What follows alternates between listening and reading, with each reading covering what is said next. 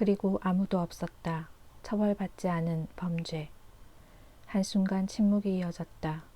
불안과 곤혹의 침묵이었다.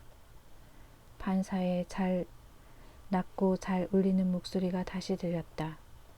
그럼 우리들의 조사는 다음 단계로 들어가오.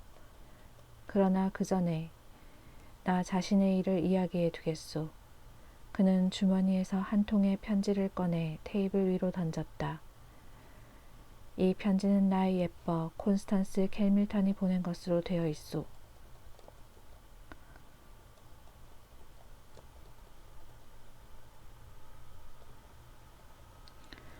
나는 그녀와 오랫동안 만나지 않았소. 그녀는 근동에 있을 거요. 이 요령부덕한 편지의 내용은 그녀의 글씨체와 흡사하오.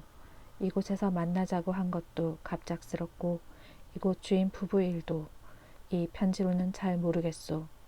여러분에게 온 편지와 같은 구실이요. 내가 생각하기에 이런 편지들로부터 하나의 흥미로운 결론이 나오지요. 우리를 여기로 불러 모은 게 누구든 그는 우리들을 잘 알고 있거나 또는 자세하게 조사한 게 틀림없소.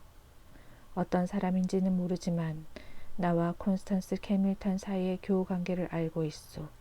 그리고 그녀가 잘 알아볼 수 없는 편지를 쓴다는 것까지 알고 있소. 암스트롱 의사의 동료에 대한 일을 알고 있고 그들이 지금 어디에 있는지도 알고 있소. 머스턴의 친구에 대해서도 그가 어떤 전보를 치는지도 알고 있소.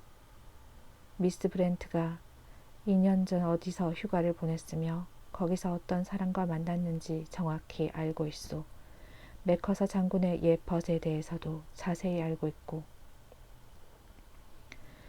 판사는 잠깐 말을 멈췄다가 다시 이었다. 이처럼 그는 우리들에 대해 상세히 알고 있소. 그리고 그 지식을 바탕으로 우리의 죄를 물으려고 하는 거요. 맥커서 장군이 큰 소리로 외쳤다. 근거가 없소. 거짓말도 정도가 있지. 베러가 소리쳤다. 터무니없는 일이에요. 숨결이 가빠져 그녀는 겨우 그 말만 했다. 로저스가 메마른 큰 목소리로 말했다. 거짓말입니다. 당치도 않은 거짓말입니다. 우리는 아무 짓도 하지 않았습니다. 나도 안 해도. 앤터니 머스턴의 목소리는 부르짖는 듯이 들렸다. 왜 그런 말을 하는지 알 수 없어. 판사는 한 손을 들어 모두를 제지했다. 그는 한마디 한마디에 주의하며 말했다. 내가 하고 싶은 말은 이렇소. 이 수수께끼의 고발자는 내가 에드워드 시튼이라는 사람을 죽였다고 말했소. 나는 시튼을 잘 기억하고 있소. 1930년 6월에 피고로 내 앞에 나타났던 사나이였소. 어떤 연상의 부인을 죽였다는 혐의였소. 꽤 유능한 변호사가 변호를 맡았고 증언대에서의 증언도 배심원들에게도 좋은 인상을 주었소. 그러나 증거를 조사해보니 확실한 유죄였소. 그래서 나는 그런 결론을 내렸고 배심원들도 유죄 판결을 내놓았소. 나는 그 판결을 승인하고 사형을 선고했소. 공판이 피고에게 불리해지도록 유도되었다는 이유로 공소가 제기되었으나 기각되고 예정대로 사형이 집행되었소.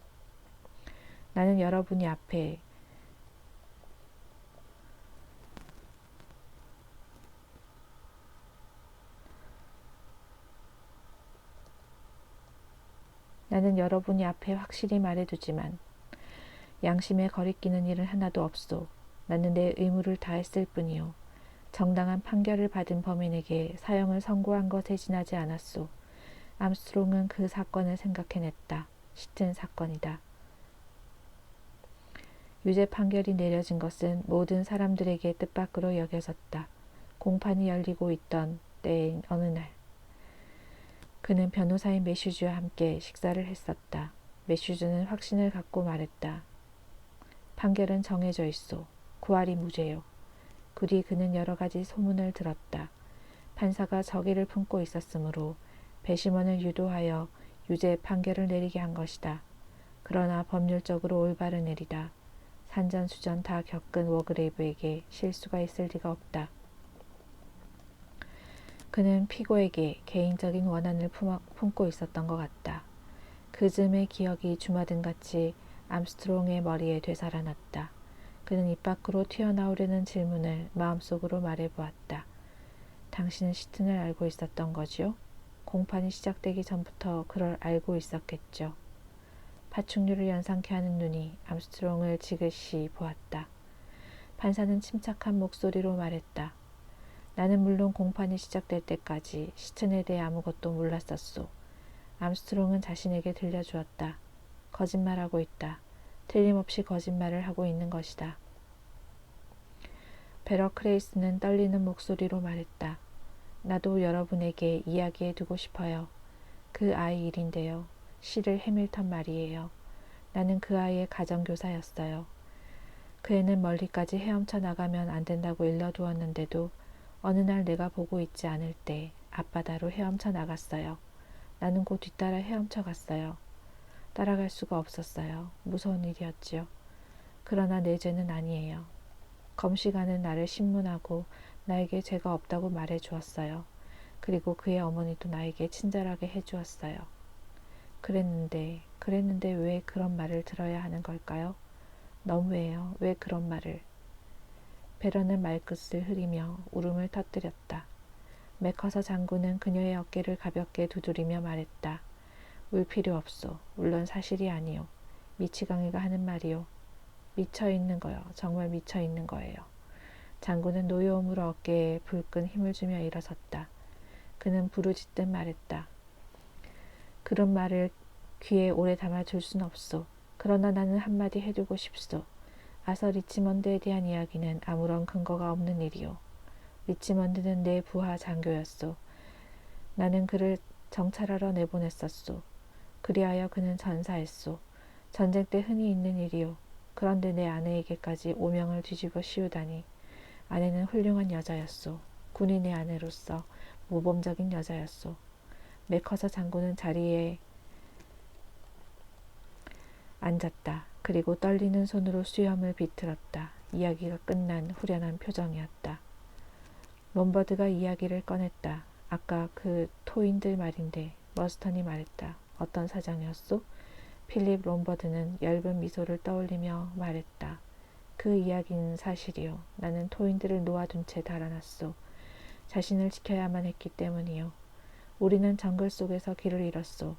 나는 두 친구를 깨어 남은 식량을 갖고 도망쳐 나왔소. 덕분에 목숨을 건진 거요. 맥커서 장군이 격렬하게 말했다. 토인들을 모르는 채 내버려 두었단 말이오? 식량을 모조리 훔쳐내어 굶어 죽게 했단 말이오? 신사적인 행동은 아니었을지 모르죠. 그러나 자신을 지키는 것은 인간의 첫째가는 의무라고 생각합니다. 제가 토인들의 죽음이 아무렇지도 않게 생각합니다. 우리와는 다르니까요. 베러는 두 손으로 감싸지고 있던 얼굴을 들었다. 그녀는 롬버드를 쳐다보며 말했다. 죽을 줄 알면서도 버렸단 말인가요? 롬버드는 아무렇지도 않게 말했다. 물론 알고 있었죠. 앤터니 머스턴이 당혹한 듯 말했다. 지금 생각하고 있던 중이었는데 존과 루시 캠즈는 내가 케임브리지에서 자동차로 치어 죽인 어린아이들일까요? 운이 나빴던 거지요. 워그레이브 판사가 차갑게 말했다. 자네 말인가 아니면 어린아이들 말인가? 내 운이 나빴던 거지만 당신 말씀대로 그들도 운이 나빴습니다. 물론 진짜 사고였습니다. 갑자기 뛰어들어왔거든요. 운전면허증을 1년 동안 압수당하고 괴로움을 겪었습니다. 암스트롱 의사가 진지한 얼굴로 말했다. 속력을 너무 내는 것은 좋지. 당신 같은 젊은이들이 있어 교통사고가 끊이지 않는 거요. 앤터니는 어깨를 으쓱하며 말했다. 스피드 세상이지 않습니까? 영국의 도로가 되먹지 않았습니다. 속력 또한 속력을 낼 수 없으니까요. 그는 주위를 둘러보고 자기가 마시던 글라스를 찾아내 테이블에서 집어들고 사이드 테이블로 걸어가 위스키와 소다수를 섞었다. 그리고는 어깨너머로 말했다. 아무튼 내 죄는 아니야. 사고에 지나지 않았어. 하인 로저스는 혀로 입술을 축이고 두 손을 비비며 자목겁에 질린 낮은 목소리로 말했다. 한 말씀 드려도 되겠습니까? 롬버드가 말했다. 말하시오, 로저스. 로저스는 헛기침을 하고 메마른 입술을 다시 한번 혀로 축였다. 아까 우리 부부 이름도 나왔습니다. 블레이디님 일은 전혀 기억이 없습니다. 우리는 블레이디님이 세상을 떠날 때까지 함께 지냈었습니다. 우리가 고용되기 전부터 건강이 몹시 나빠 있었지요. 그날 밤 블레이디님의 용태가 갑자기 나빠졌던 날 밤 태풍이 불었습니다. 전화가 통하지 않았으므로 내가 태풍 속을 걸어 의사를 부르러 갔었는데 의사가 왔을 때는 이미 늦었던 겁니다. 우리는 할 수 있는 한 모든 일을 다했습니다. 진심으로 정성을 다해 모셨습니다. 누구에게 물어보아도 알 수 있는 일입니다. 한마디로 우리를 나무랐던 사람은 없었습니다. 단 한마디도. 롬버드는 하인의 비틀거리는 표정과 바싹 마른 입술과 눈에 떠오르는 공포를 지그시 지켜보았다. 그리고 커피 쟁반을 떨어뜨렸을 때의 소리를 생각했다. 그러나 그는 그런가 하고 말하려다 그만두었다.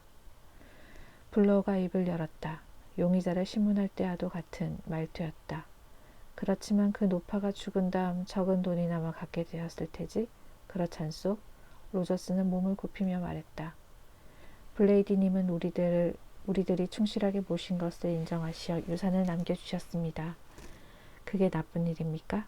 롬버드가 말했다. 당신 일은 어떤 것이었소, 블로어씨? 내일? 당신 이름도 리스트에 들어있었지요? 랜더의 일 말이로군. 은행 강도였소. 런던 상업은행이었지요. 워그레이브 판사가 몸을 움직이며 말했다. 기억하고 있소. 내가 다룬 사건은 아니었지만 잘 기억하오. 랜더는 당신이 제출한 증거에 의해 유죄가 되었지요. 그 사건을 다룬 게 당신이었소? 그렇습니다. 랜더는 종신형을 선고받고 복역하던 중 1년 뒤 디트무어 감옥에서 죽었소. 몹시 몸이 약한 사나이였소. 나쁜 녀석이었지요. 방범대원을 죽인 것도 그 사나이입니다. 확실한 사건이었지요. 워그레이브 판사가 말을 받았다. 당신은 그 사건으로 표창을 받았었지 아마? 블로어는 내뱉듯 말했다. 승진했지요. 그리고 넉살 좋은 태도로 덧붙였다. 어쨌든 나는 의무를 다했을 뿐입니다. 벼랑간 롬버드가 웃었다. 방 안에 울려 퍼지는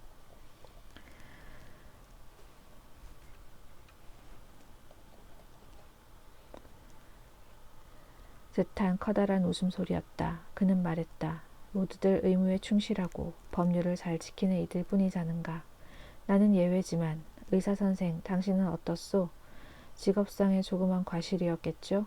그렇다면 비밀스러운 수술이라도 했소? 에밀리 브렌트가 혐오의 빛을 노골적으로 드러내며 롬버드를 한번 쏘아보고 그에게 몸을 돌렸다. 암스트롱 의사는 침착하게 머리를 저었다. 무슨 말인지 걷잡을 수 없군. 들어본 적도 없는 이름이요. 뭐라고 했던가요? 크리스였던가요? 크로스였던가요? 그런 이름을 가진 환자를 진찰한 적도 죽는 걸 본 일도 없소. 나로선 전혀 알 수 없는 일이요. 물론 오래된 일도 병원에서 수술한 환자인지도 모르지요.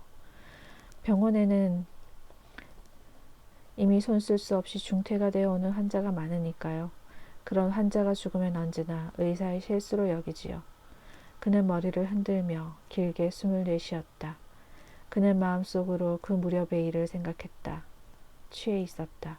취하여 수술했던 것이다. 정신을 집중시킬 수 없어 손이 떨리고 있었다. 분명 자기가 죽인 것이다. 나이든 여자였다. 맑은 정신일 때라면 간단한 수술이었다. 다행히 자기네 직업인들은 서로 비밀을 폭로하지 않는다. 간호사는 알고 있었다. 그러나 아무 말도 하지 않았다. 자기가 받은 충격도 꽤 컸다. 마음을 굳게 가져야지. 그러나 아무도 알 리 없다. 먼 옛날 일이다. 방 안에 침묵이 흘렀다. 모든 사람들이 슬그머니 또는 똑바로 에밀리 브렌트를 지켜보았다. 모두의 눈길이 자기에게 쏠려 있음을 그녀가 느낀 것은 그로부터 1, 2분이 지나서였다. 양미간이 좁은 눈썹이 꿈틀 움직였다. 내가 무언가 말하기를 기다리고 있나요? 나는 아무것도 말할 게 없어요. 판사가 말했다. 정말 아무것도 없소? 없어요. 그녀의 입술이 굳게 다물어졌다. 판사는 얼굴을 어루만지며 부드러운 목소리로 말했다. 털어놓고 이야기할 게 없소? 에밀리 브렌트는 냉정하게 말했다. 없어요. 나는 언제나 양심이 명령하는 대로 행동하고 있어요. 숨길 일은 하나도 없어요. 모두의 얼굴에 불만스러운 빛이 감돌았다. 그러나 에밀리 브렌트는 그런 일로 마음이 움직여지는 사람이 아니었다. 그녀는 입을 다물고 앉아 있었다. 판사는 두 번쯤 헛기침을 했다. 그럼 이것으로 일단 끝내기로 합시다. 그런데 로저스, 이 섬에 우리들 말고는 누가 있는가? 아무도 없습니다. 틀림없나? 틀림없습니다. 워그레이브는 말했다. 이 저택의 수수께끼 같은 주인이 왜 우리를 이곳에 모이게 했는지 나는 아직 그 참뜻을 알 수 없소. 그러나 이 인물이 어떤 사람이든 내 의견으로는 올바른 정신을 가진 자가 아니라고. 위험한 인물일지도 모르. 한시 빨리 이곳을 떠나는 게 가장 좋겠소. 오늘 밤에라도 이 섬을 떠나도록 합시다. 로저스가 말했다. 그러나 이 섬에는 배가 없으므로 한 척도 없는가? 없습니다. 육지에 어떤 방법으로 연락하나? 프레드 네러컷이 아침마다 빵과 우유와 우편물을 가져다 주고는 이쪽 부탁을 듣고 갑니다. 그럼 내일 아침 네러컷의 배가 오면 돌아가기로 합시다. 모두들 찬성했으니 한 사람만은 반대했다. 그것은 앤터니 머스턴이었다. 얼마나 용기 없는 짓입니까? 가기 전에 수수께끼를 풀지 않겠습니까? 마치 미스터리 소설같이 스릴 넘치고 재밌군요. 판사는 차갑게 말했다. 나만큼 나이 먹으면 스릴 같은 것에는 전혀 흥미가 없어지네. 앤터니는 쓴웃음을 지었다. 법률에 얽매여 사는 생활은 답답합니다. 나는 범죄를 예찬합니다. 범죄에 건배합시다. 그는 글라스를 집어들고 단숨에 마셨다. 술이 목구멍을 지나자 괴로운 듯 숨을 내쉬었다. 얼굴이 보랏빛으로 바뀌었다. 그리고 뱉어내듯 숨을 몰아쉬며 의자에서 미끄러져 떨어져 나가는 글라스가 그의 손에서 바닥으로 나뒹굴었다.